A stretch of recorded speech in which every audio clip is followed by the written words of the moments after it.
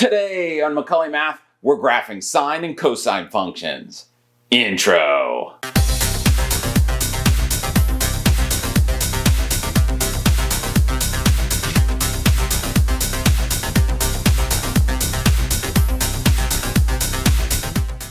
Okay, good day. I'm Professor Macaulay. This is Math 150, Pre-Calculus, Lesson 20 on graphing sine and cosine functions. Our goals for today. We're going to sketch the graph of the basic sine and cosine functions. We're going to use the amplitude and period to help sketch the graphs of the sine and cosine functions. We're going to sketch translations of sine and cosine functions, and then we're going to use sine and cosine functions to solve problems. There are several applications of sine and cosine curves because they are periodic and can model waveforms. Understanding transformations of sine curves can make understanding recurring patterns, periodic functions, and other topics that use basic waveforms like electromagnetic waves much more accessible. Let's get started. Okay, today I still have a picture of the unit circle for us to refer back to if we need it. I've said this the last 3 videos, but I cannot stress enough how important it is for you to commit this unit circle to your long-term memory. Today, the values that we are going to be most focused on, I'm going to refer to as the quarter turn values, and that's at 0, 1, 0, pi over 2, 0, 1, pi, negative 1, 0, 3 pi over 2, 0, negative 1, and 2 pi, which is also 1, 0. So those values are going to be extra especially important today as we move on. And with that, the period of a periodic function is the shortest distance along the x-axis needed for the function to repeat. Now, with your standard sine and cosine functions, that period is 2 pi radians. At 0 radians is a quarter turn value, at pi over 2 radians is a quarter turn value, pi is a quarter turn value, 3 pi over 2 is a quarter turn value, and 2 pi will also be one of those quarter turn values. So why are those important? Well, during this process of graphing sine and cosine functions, we are going to be setting up some intervals here. And if you do the calculations for those intervals correctly, then any number that you actually have to say, I am taking the sine of, will be one of these quarter turn values. So if you're making your calculations to do your graph, you should only be saying, what is the sine of 0? What is the sine of pi over 2? What is the sine of pi? You should never have to say, what is the sine of pi over 4? Or what is the sine of 2 pi over 3? Those values should not be used if you've done it correctly. So you should think of that as a check on your work. If you say, what is the sine of 3 pi over 2 when you're going through to make these calculations, you should say, hey, wait a second, I think I made a mistake. Let's go back and check our work. So the basic sine and cosine functions look like these. And the reason that we talk about those quarter turn values, because they are either going to be along this midline right here, or they're going to be extreme values, either at 1 or negative 1. Now again, these are just your basic sine and cosine functions, but you can see at 0, the function is 0. At pi over 2, I'm at 1. At pi, I'm back to 0. At 3 pi over 2, I'm at negative 1. And at 2 pi, I am again at 0. Same thing happens on cosine. At 0, you're at extreme value. At pi over 2, you're at a midline value. At pi, you're at another extreme value. And so if we're plugging these in correctly, the only values that we should be plugging in are either going to be extreme line values or values along this midline. Your general sine and cosine functions look like this. Y equals d plus a times sine bx minus c, and a similar expression just replacing cosine. In each of these two cases, d, a, b, and c have the same function. D translates either up or down, so this plus here is a transformation up or down. A is the amplitude. but you can also think of it as a vertical stretch. Your period, the general sine and cosine functions, have a period of 2 pi, so the b value can change the period. B is bigger than 1, then it's going to stretch it by a factor of 1 over b, whatever that is. And then if b is a fraction, like a half, it's going to stretch the sine or cosine function wider horizontally. If b is equal to 1, then c is just a left-right translation. If b is not equal to 1, then the combination of b divided by c is a stretch and left-right transformation. So that's going to take a little bit more work, and I have an example for how we're going to figure that out. But the steps. So here are the steps for graphing trigonometric functions, and for the first 2 examples, I'm going to refer back to this list. But the first thing you want to do is find your amplitude.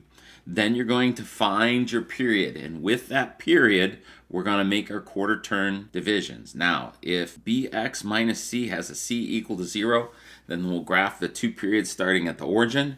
If bx minus c has a c something other than 0, then to get that initial and end point of the first period, we're going to set bx minus c equal to 0 and bx minus c equal to 2 pi and solve for x. Those will be the endpoints for the first period. We'll plug our points in along the period, and then we're going to draw our curve. All right, let's start with a simple one. This one just has y equals 3 cosine x. It represents an amplitude change, which is the same as a vertical stretch. And so the first thing I want to do, and again, we'll go back here, it says find the amplitude. Here, your amplitude is going to be the absolute value of 3, which is just 3. And since there's no other transformation here, I am just going to say that my maximum value is going to be at 3, and my minimum value will be at negative 3. My period, and that's the second thing that we're going to need to find, is just going to be, since my b value is just 1, my period is 2 pi divided by b, which is 2 pi. All right, the next step, it says if c is equal to 0, and since we have no shift, c is equal to 0, we are going to graph our first 2 periods starting at the origin. Since our period is 2 pi, we'll go 0 here to start. That will be the end of our first period. That is going to be the end of our second period. This is 2 pi. And so from 0 to 2 pi is 1 period. If I add another 2 pi, I'll have 4 pi right there. Now I want to add those quarter turn values. And so the way that I normally do it is I start here, I divide that first one in half. Halfway between 0 and 2 pi is just pi. I divide this in half again, and I divide this second one by half. And so halfway between 0 and pi is pi over 2. And then I'll make quarters for the second period, just like I did before. Now I'm counting. I've got from 0 to pi over 2 is just pi over 2. So I have 1 pi over 2, 2 pi over 2 reduces down to pi. 3 pi over 2 is the next one. 4 pi over 2 reduces down to 2 pi. This one will be 5 pi over 2. 6 pi over 2 reduces down to 3 pi. 7 pi over 2 does not reduce, and 8 pi over 2 reduces to 4 pi. All right, I've got my quarter turn values. Let's see what the next step is. It says plug in your points along the period. Let's do that. And so I plug in 0. The cosine of 0 on my unit circle, and again, you should be memorizing these, but the cosine of 0 is 1. So the cosine of 0 is 1. 1 times 3 is 3. My first point is right there. Pi over 2, the cosine of pi over 2. Last time I'm going to refer to the unit circle. The cosine of pi over 2 is 0. So I come back to that graph. The cosine of pi over 2 is 0. 0 times 3 is 0. I enter pi. The cosine of pi is -1 times 3 is -3. 3 pi over 2. The cosine of 3 pi over 2 is again 0. 0 times 3 is 0. 2 pi, the cosine of 2 pi is back to 1. 1 times 3 is 3. And I feel confident that I've completed one full period. So I'll go back here to 0, just like that one. And then if I move over, I go to -1. There's my -1. If I move over, I'm back to 0. I put my 0 there at 7 pi over 2. And then at 4 pi, I move from here to here, back up to 3. And I connect the dots like that. I feel very confident in that solution. Now, while I expect you to do your work, you can always check your work in Desmos. So let's go and do that. In Desmos, the first thing we want to do is we're going to click on this little wrench and we're going to change our X and Y axis to match to make it look a little bit closer. So I'm actually going to type in -pi divided by 2. And up here, remember it went up to 4 pi. So I'm just going to type in 5 pi. And then our step will be pi over 2. And then we want to go from, let's say, -4 to +4, since we had 3's as our values. And then we'll just type in f of x is equal to 3 cosine x. And we can see that at 0 we have 3, at pi over 2 we have 0, at pi we have -3, and at 3 pi over 2 we have 0, and at 2 pi we had 3, just like I had graphed there. All right, next one, I'm adding to it. I still am going to have a amplitude change, but I also have added this 2 inside the parentheses for b. So I am changing the length of the period, but I'm still going to go through all of those steps. I'm going to find the amplitude, find the period. So let's do those two things first. My amplitude is the absolute value of 4, which is just 4. And the period is going to be 2 pi over 2, which translates down to just pi. There is no value for c, so I'm going to start again at the origin. And there is no up-down shift, so my maximum and minimum values will be 4 and -4, and that midline will still be at 0. Now, because the period is pi, I'm still going to break it up to have the same 2 divisions. The difference between this one and the last one period is just going to be pi units, and then the next value will be 2 pi units. Why? Because pi plus pi is 2 pi. Just like in the last one, I'm going to divide that into half. Halfway between 0 and pi is pi over 2. Halfway between 0 and pi over 2 will be pi over 4. And so I will complete those quarters. Again, the quarter turns are going to be important. So this time I am counting by pi over 4. So I've got 0, 1 pi over 4, 2 pi over 4 reduces to pi over 2, 3 pi over 4 does not reduce, 4 pi over 4 reduces to pi, 5 pi over 4 does not reduce, 6 pi over 4 reduces to 3 pi over 2, 7 pi over 4 does not reduce, and 8 pi over 4 reduces to 2 pi. All right, these are not those quarter turns, but I have an expression inside here. I'm only going to write out the first value, but each value along the x-axis fits this. When I plug in this value that we found for our interval, and I go y is equal to 4 sine 2 times pi over 4. I have to do an operation inside here. And so when we go back to here where it says when a number is placed in the function, it must reduce to one of the quarter turn values. This is what I'm talking about. When I reduce what's inside here, I have y equals 4 sine 2 times pi over 4 is 2 pi over 4, which will reduce to pi over 2. That is one of those quarter turn values. So if I did this correctly, when I plug these numbers in, they are going to reduce to the quarter turn values that we've had in the last example. All right, so let's plug in 0. 0 times 2 is 0. The sine of 0 is 0. 0 times 4 is 0. That's the first point.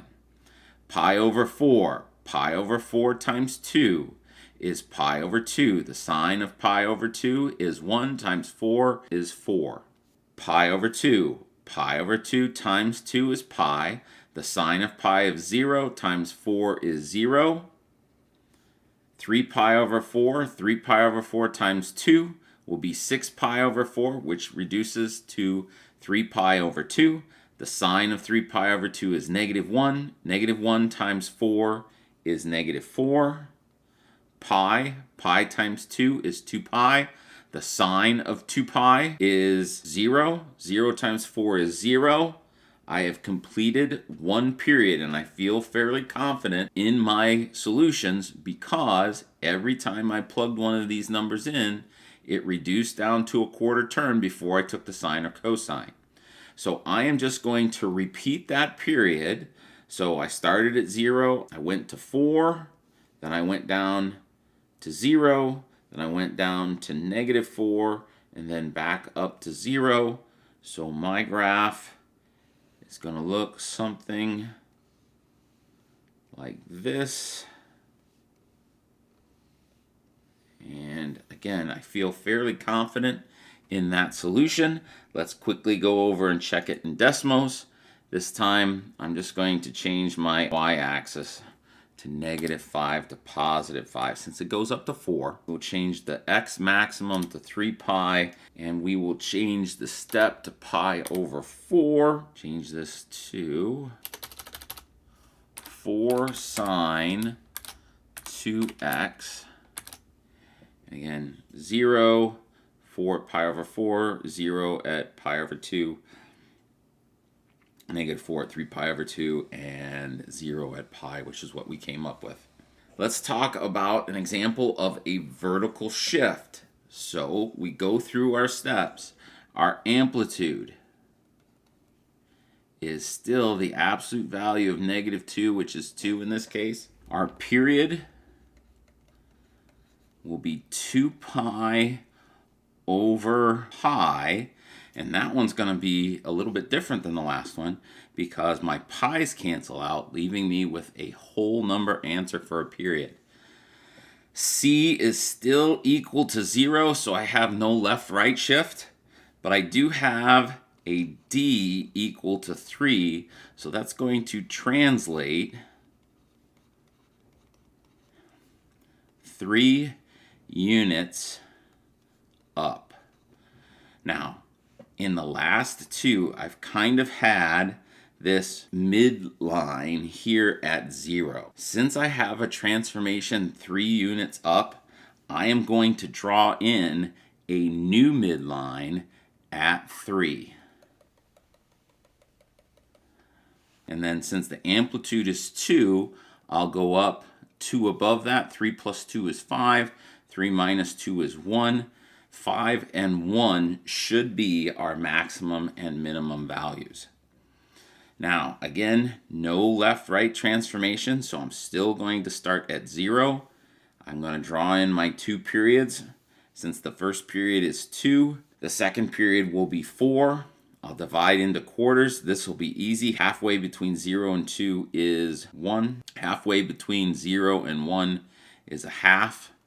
I'll draw in the rest of those quarters, and then I'm counting by a half. So from 0, I got a half. 2 halves is 1. 3 halves doesn't reduce. 4 halves is 2. 5 halves does not reduce. 6 halves is 3. 7 halves does not reduce. And 8 halves reduces to 4. All right, so now I'm just going to move all this stuff down so that we can see. But I am plugging into this expression. So I plug 0 in. 0 times pi is 0.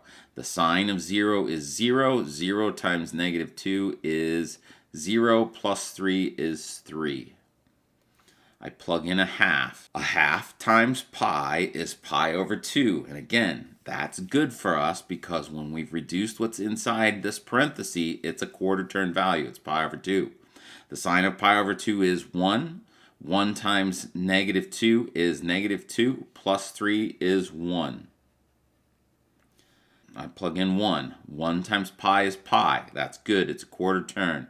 The sine of pi is 0. 0 times negative 2 is 0. Plus 3 is 3. 3 over 2 times pi is 3 pi over 2. That's good because, again, I have a quarter turn. The sine of 3 pi over 2 is negative 1. Negative 1 times negative 2 is positive 2. Plus 3 is 5. And then 2. 2 times pi is 2 pi. The sine of 2 pi is 0 times negative 2 is 0 plus 3 is 3. Plug that in there. I've done 1 full period, so I'm just going to repeat my values for the last 4 points here. And so I started at 0 and went down to 1, then I went back up to 0, then I went all the way up to 5, and then I went back down to 0 there. And my graph looks like this.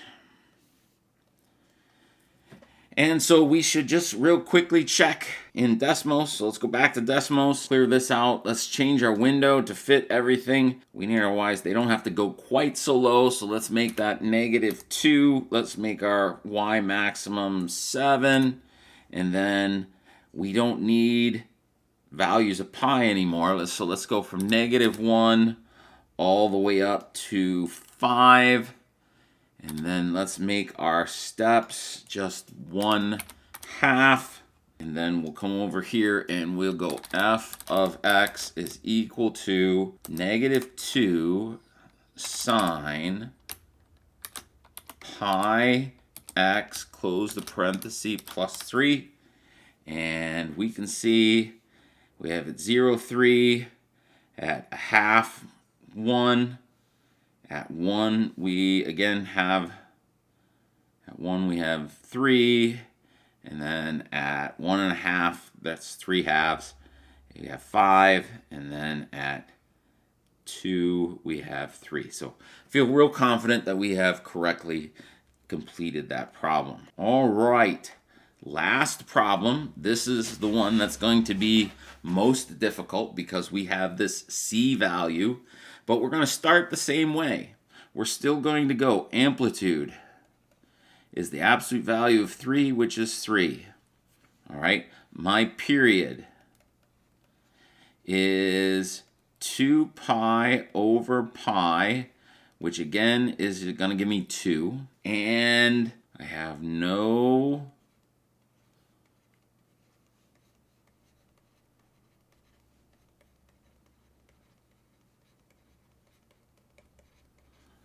up-down translation.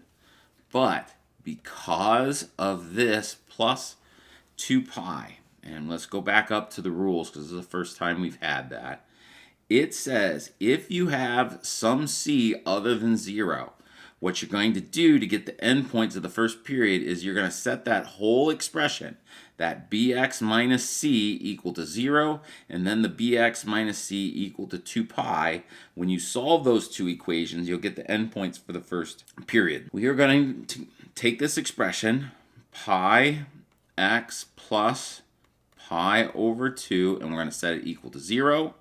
And then we'll go pi x plus pi over 2, and we'll set it equal to 2 pi. Why? Because these are the two quote-unquote original endpoints, and we're going to translate these.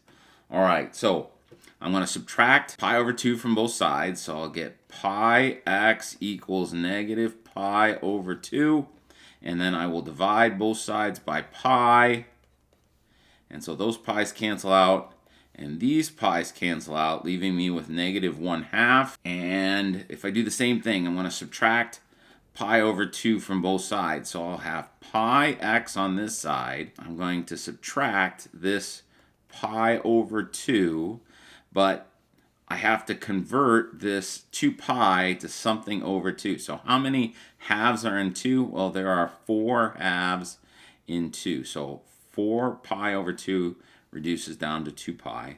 So I have pi x is equal to 4 minus 1 is 3.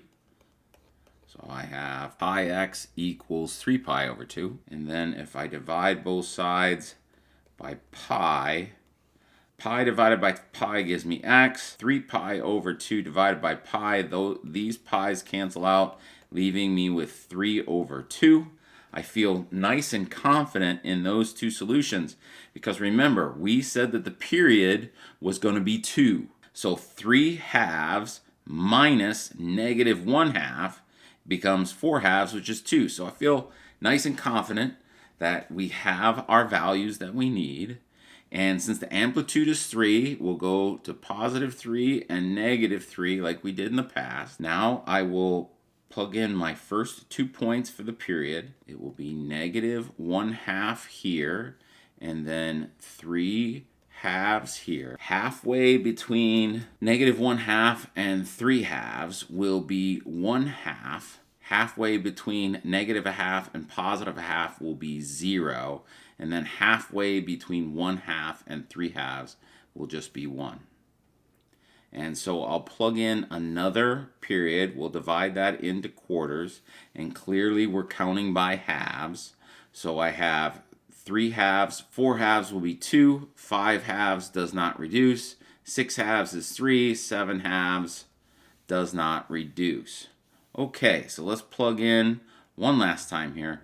Negative 1/2. Negative 1/2 times pi is negative pi over 2. Plus pi over 2 is 0. The cosine of 0 is 1. 1 times 3 is 3.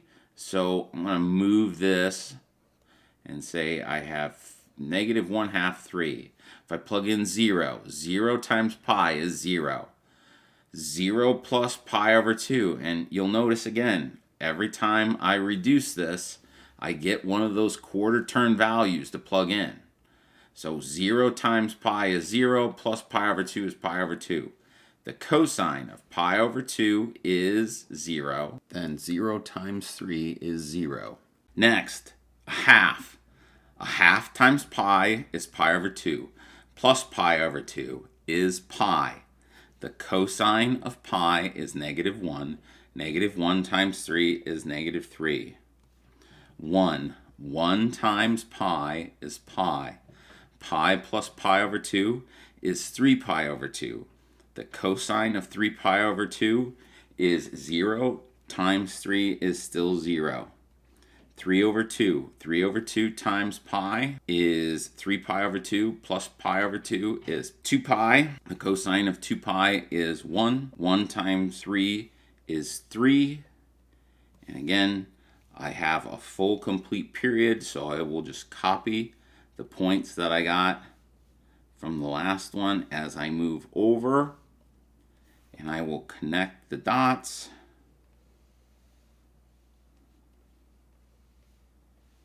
And I feel very confident in that. So let's check it one last time here in Desmos. I'll just slide this up,